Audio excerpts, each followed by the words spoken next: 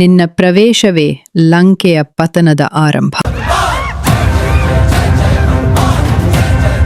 ಎಲ್ಲರಿಗೂ ನಮಸ್ಕಾರಗಳು.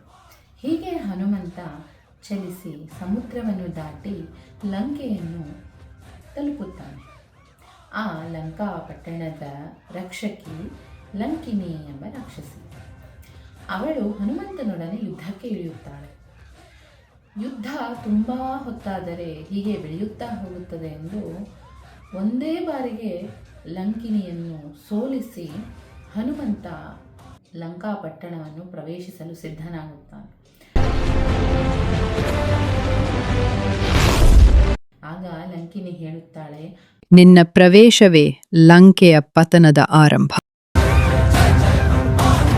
ಈ ರೀತಿ ಹನುಮಂತ ಆ ಲಂಕಾ ಪಟ್ಟಣವನ್ನು ಪ್ರವೇಶಿಸಿ ನಮಗೆ ತಿಳಿಸುವ ಪಾಠವೇನೆಂದರೆ, ನಾವು ನಿಷ್ಠೆಯಿಂದ ಒಂದು ಕೆಲಸವನ್ನು ಮಾಡಬೇಕೆಂದು ಸಂಕಲ್ಪಿಸಿದಾಗ ಆ ಕೆಲಸಕ್ಕೆ ಯಾವ ಅಡೆತಡೆಯೂ, ಯಾವ ಗೋಡೆಯೂ, ಯಾವ ಕೋಟೆಯೂ ನಮ್ಮ ನಿಷ್ಠೆಯನ್ನು ಅಲುಗಾಡಿಸಲು ಸಾಧ್ಯವಿಲ್ಲ.